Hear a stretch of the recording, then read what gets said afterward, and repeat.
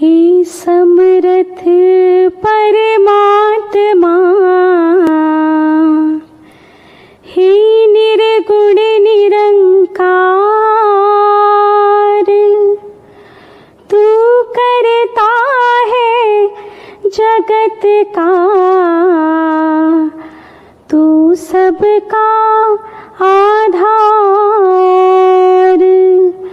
कण कण में है बस रहा तेरा रूप अपार। तीन काल है सत्य तू, मिथ्या है संसार। घट घट वासी हे प्रभु, अविनाशी करतार। दया से तेरी हो सभी, भव सागर से पार। निराकार साकार तू, जग के पालनहार। है बेअंत महिमा तेरी, दाता परम्पार। परम पिता परमात्मा, सब तेरी संतान। भला करो सबका प्रभु, सबका हो कल्याण। भला करो सबका प्रभु, सबका हो कल्याण। साथ संगत जी, प्यार से कहना धन निरंकार जी। समागम के दूसरे दिन आज जहाँ फिर एक बार ध्यान इस परमात्मा की ओर सभी वक्ता महापुरुष, गीतकार महापुरुष, गीतों वाले, स्पीच वाले, कविताओं वालों ने यही लगाया कि माध्यम जो भी हो ये परमात्मा पे ही अपने आप को आधारित रखें। मन को स्थिर रखने के लिए जहाँ एक इतने फोकस, चैनलाइज्ड एक करने का तरीका यही परमात्मा है,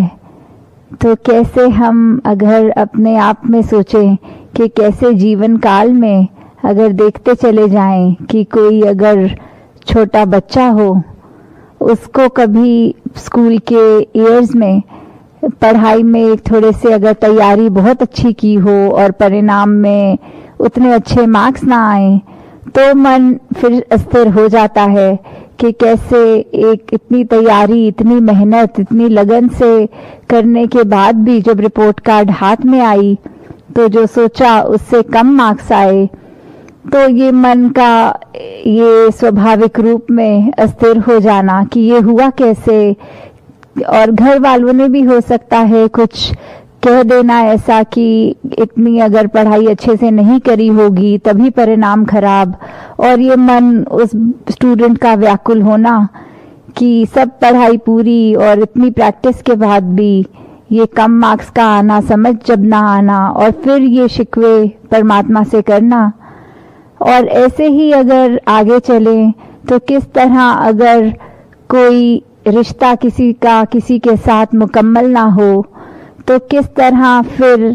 एक ये कंप्लेंट्स मन में आना, एक इस तरह से कि जब तक तो सब ठीक था तब तो सब अच्छा लगना, और जैसे ही कोई बाधा आई उस रिश्ते में तो कैसे फिर वही व्यक्ति एक उससे बदला लेने की भावना तक मन में आनी, और आजकल कैसे सोशल मीडिया को भी यूज करना कि एक दूसरे इंसान को डिफेम किया जाए क्योंकि इसने अपनी पूरी कोशिश के बावजूद भी हमें एक उस तरह का जो हम रिजल्ट चाह रहे थे वो एक कमी हो जानी या कुछ। तो आगे चलते हुए जीवन की यात्रा में जब एक टूवर्ड्स कह लो बुजुर्गी या थोड़ा उसमें और उससे भी कम आयु में जब अपने आगे किसी के बच्चे होने या दोते पोते होने कि कैसे एक ग्रैंड चिल्ड्रन की एज में भी उन्होंने देखना कि किस तरह एक जीवन में क्या उनके जॉब्स लगे हैं, नहीं लगे तो सिर्फ उसको ही एक व्याकुल मन ना होना, पूरे परिवार का साथ में परेशान होना। तो कैसे ये देखा गया है कि मन अस्थिर किसी एक एज ग्रुप के लिए नहीं है, ये कैसे एक थ्रू आउट लाइफ हम किसी भी एज के टाइम फ्रेम में होना तो भी ये स्वाभाविक है कि कुछ ना कुछ ऐसा होगा जो सिचुएशन वाइज अस्थिरता लाएगा, पर हमने अपने आप को ऐसे समय में भी कैसे स्थिर रखना है। यहाँ उसी को ही सिचुएशन को रिवर्स करके देख लें कि जब किसी स्टूडेंट के कठिन परिश्रम के बाद भी कम मार्क्स आए तो वो ऐसा कुछ सोच लेना कि शायद मेरी ही कमी रह गई होगी या कुछ भी कि चलो कम आए हैं तो कोई बात नहीं, मैं अगले साल की मेहनत और लगाऊंगा। तो कैसे आगे चलते हुए देखें कि अगर कोई रिश्ता भी दरार पड़ गई उस रिश्ते में तो कैसे मान लेना कि ठीक है, मैं दूसरे का पॉइंट ऑफ व्यू नहीं समझ पा रहा, दूसरा मेरा नहीं समझ पा रहा, तो इस चीज को एक हैप्पी नोट पे ही रखा जाए, कोई पुरानी अच्छी यादों को मन में बसाया जाए और उसी के साथ आगे चला जाए। और फिर आगे अगर किसी का फैमिली में देख रहे हैं कि ग्रैंड चिल्ड्रन में किसी की जॉब वाइज कोई दिक्कत आ रही है या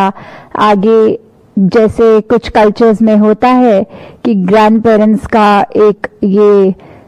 थोड़ा सा अस्थिरता आ जाती है देख के कि एक सर्टेन एज में सर्टेन कार्य ग्रैंड चिल्ड्रन अगर नहीं कर रहे हैं तो उनका भी फिर उस तरह ये देखा गया कि अगर वो भी उस समय देखें कि ये परमात्मा की रजा में ही हो रहा है, इसी में ही कोई बेहतरी होनी है, तो वहाँ उनका मन भी अपने आप ही स्थिर हो जाएगा। तो कैसे ये स्थिरता हम हर सिचुएशन में ला सकते हैं, वही चॉइस की बात, वही विवेक की बात, वही चेतनता की बात कि इसी के हेल्प से हम जब इस परमात्मा के अंदर इस तरह इससे अपनी एक मिला लेते हैं, ट्यूनिंग कर लेते हैं, तो फिर ये जो लिव जुड़ी है ये फिर हर कार्य में हमने परमात्मा का ही एक कर्ता दिखाई देगा कि ये इसी के आश्रय हो रहा है, इसी के हुक्म में हो रहा है,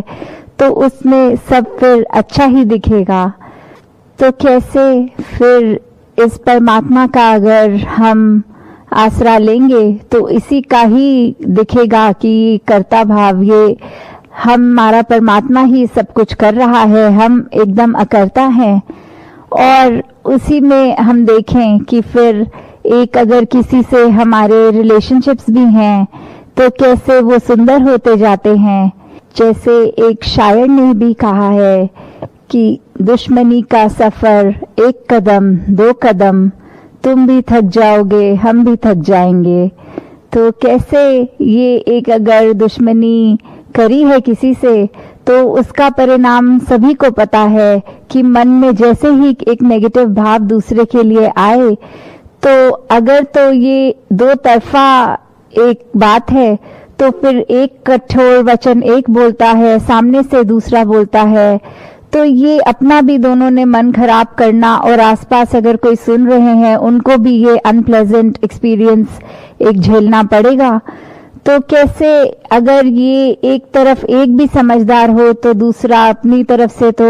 एक दुश्मन बन के किसी का उसके लिए कुछ गलत बात बोल रहा है, पर वो ही अगर चुप हो जाए, शांत हो जाए, या आगे से एक यही अरदास परमात्मा से कि इसको समत बख्शो, इसके अंदर वो समझदारी बख्शो कि ऐसे वचन ना निकाले, तो कैसे वो बात जल्दी वहां पे ही थम जाती है और अगर कोई ये भी सोचे कि कई बार देखा गया है कोई बहुत अच्छे अगर फ्रेंड्स एक टाइम पे और इतने साल बीच के कोई खटास की वजह से बात नहीं कर रहे, तो इतने साल वो व्यर्थ भी गवा दिए। और एक मन में कहीं ना कहीं वो ख्याल, क्योंकि अंदर से अगर एक केयर थी एक टाइम उनके लिए, तो वो उस तरह कायम भी रहनी, कुछ मन में आना कि एक फोन उठा के कॉल की जाए, और फिर ये ईगो मन में आनी कि नहीं ये तो उसने ऐसा कहा था तो मैं नहीं ये करूंगा फोन। तो कैसे एक या तो इतना भी प्रलॉन्ग अगर कुछ खिंचता है, अंत में वही होता है कि जब एक होना फिर इकट्ठे, तो फिर अपने आप में ये सोचना आपस में जब बात करनी कि हमने इतने साल तो व्यर्थ कर दिए, क्योंकि जहाँ ये नेगेटिव भाव आते हैं वो तब तक ही खड़े हो सकते हैं जब तक हमारा मन उनको अकोमोडेट करेगा। जिस पल इस मन में हमने परमात्मा को डाल लिया और फिर मन स्वच्छ हो जाता है, तो वहीं एक ख्याल भी आ जाना कि हम इतनी ही जिंदगी है, इतने ही वर्ष हैं हमारे, तो उसको किस तरह बिताया जाए, उसको फिर एक अच्छाई के रूप में एक हर एक के साथ अच्छा करने में ही बिताया जाए। फिर ये वजूद नहीं, एक पकड़ नहीं बना सकते अंदर मजबूती से कुछ भी जो नेगेटिव हो, तो ये चेतनता मन में रखनी, और कैसे इसी के ऊपर हमने और अपने आप को सुधारना कि हाँ हर दिन में हो सकता है गलतियां हम सबसे होती रहें, पर कैसे कोशिश करके कि एक अपनी गलती से ही खुद को इस प्रकार सुधार लें कि आने वाले दिन कहीं वो गलती से भी वही पुरानी वाली एक जो आदत बुरी उसको रिपीट ना किया जाए। तो इसी प्रकार हम हर एक के जहाँ जीवन में अपनी तरफ से पॉजिटिव कंट्रीब्यूशन कर सकते हैं,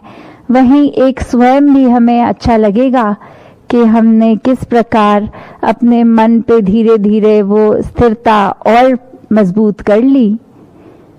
तो जैसे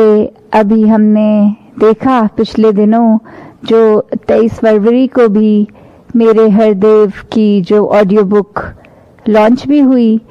कैसे जो आप सभी महापुरुषों ने जहाँ वो पुस्तक भी पढ़ी, क्योंकि सदगुरु बाबा हरदेव सिंह जी महाराज की हमेशा से जो भी टीचिंग्स हैं वो एक एक विचार में ही अनेकों हमें चीजें उसमें से अगर पॉइंट्स देखें और अपना कितना उससे सुधार हो सकता है, वहीं कहीं कह लें कि एक ऑडियो के रूप में कि अगर कहीं हम चाहे कार में ट्रैवल कर रहे हों तो वो टाइम भी है कि उसमें अगर ये एक रीड आउट एक स्टोरी की तरह एक रीडिंग की तरह वो बुक ऑडियो बुक में जो है, तो वो भी हम बिना पढ़े पुस्तक को भी कान तक वो अच्छे भाव श्रवण कर सकते हैं।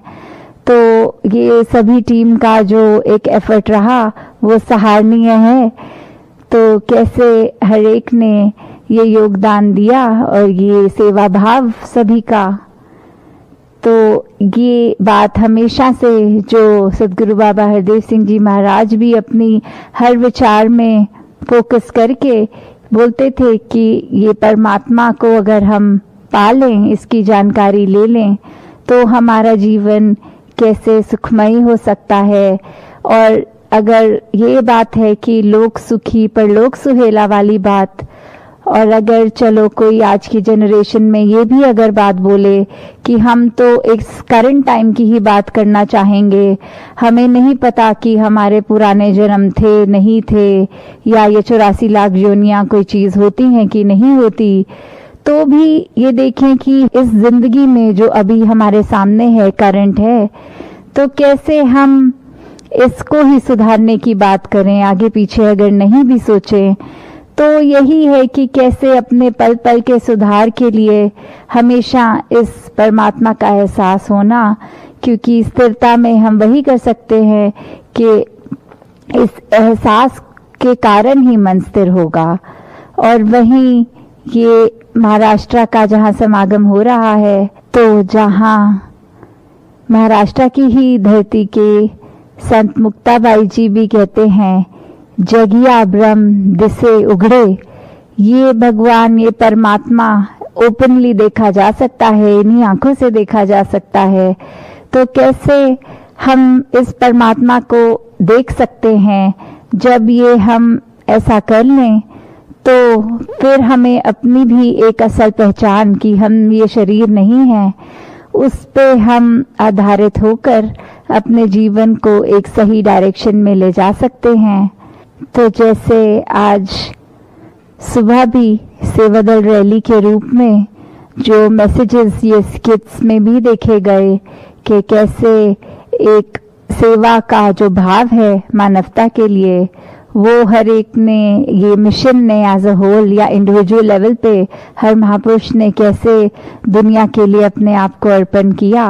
और मन में कोई एक ये अहम का भाव नहीं कि मैं कुछ करने वाला हूँ। सारा क्रेडिट इस परमात्मा को कि इस परमात्मा ने क्षमता दी है तो ये शरीर कुछ चल पा रहा है, कुछ किसी के लिए कुछ हम अपने हाथ पैर चलाकर कुछ कंट्रीब्यूट कर पा रहे हैं। तो कैसे एक अगर एग्जाम्पल के तौर पे अगर एक लेडी होती है, जब वो प्रेग्नेंट होती है तो हर समय उसको एक अपनी तबीयत का ख्याल सबकॉन्शियसली एक साइड बाय साइड चल ही रहा होता है, चाहे वो कहीं पे भी काम कर रही हो, ऑफिस में हो, कहीं पे भी। तो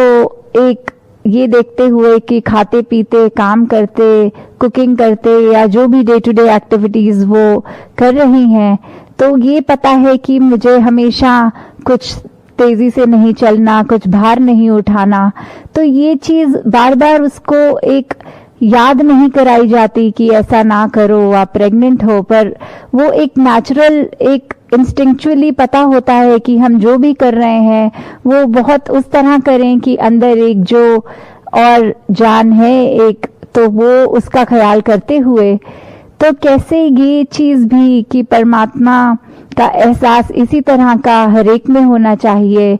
कि एक हम चाहे कुछ भी हो, जो कहा भी जाता है हथ कारवल दिल यारवल, कि हम कोई भी कार्य कर रहे हो, चाहे हमारे हाथ कोई भी काम कर रहे हो, पर ये मन हमारा इसी परमात्मा में लगा रहे। यही एक सही मार्ग है जो युगों युगों से भक्तों ने, संतों ने बताया है कि भक्ति के मार्ग पर ही रहकर हम अपना कल्याण कर सकते हैं और ये ब्रह्म ज्ञान प्राप्त करके हमारी रूह भी ये सब बंधनों से मुक्त होकर एक साल्वेशन को प्राप्त कर सकती है। तो दातार सभी पे कृपा करे कि ऐसी ही स्थिरता वाला जीवन, एक सहजता वाला जीवन हर एक के हाथ में हो, हर एक उसी तरह से अपना जीवन जीता चला जाए। तो यही अरदास की परमात्मा का ही आसरा लेकर जब हम हर काम करेंगे तो डेफिनेटली हमारी इंटेंशन जो है उसको अगर पॉजिटिव करने की, तो वो एक पॉजिटिव ही होता जाएगा। और हाँ, ये भी देखा गया है आजकल कि अगर कोई नेगेटिव काम करने में भी दलील देने में बोलता है कि अगर परमात्मा के बारे में सोच लिया पर इंटेंशन हमारी नेगेटिव है तो भी ये जरूर एक सफल होगा, तो उसमें भी हमें पता है कि ये हमारे दिमाग की एक चालाकी है। और परमात्मा को तो एक इनोसेंट, जैसे बच्चों का भी एग्जाम्पल बहुत बार आता है कि वो बच्चे चाहे कितने भी चुलबुले हों, उनकी एक इनोसेंस हर एक तक पहुंचती है, कोई चतुर चालाकियां नहीं। तो हम कैसे अपने आप को भी एक उस रूप में चाइल्ड लाइक बना पाएं कि इनोसेंस से इतने भर जाएं कि मन इतना साफ हो जाए कि फिर कोई छल कपट ना हो उस मन में। तो दातार सभी को ऐसा जीवन बख्शे कि एक रस होकर भक्ति को पूर्ण करे। साथ संगत जी, ध्यान निरंकार जी। आइए हम सभी मिलजुल कर परमादरणीय महात्मा विवेक देवरुखकर जी और इनके साथियों के साथ धुनी सिमरन में शामिल हो जाएं। तेरी ओट सारा तेरा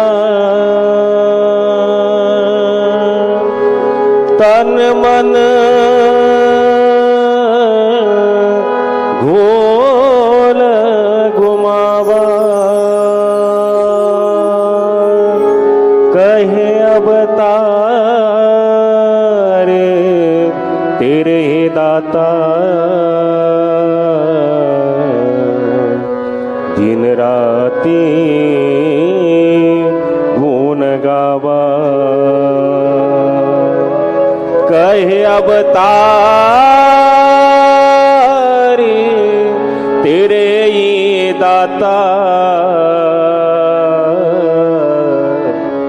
दिन राती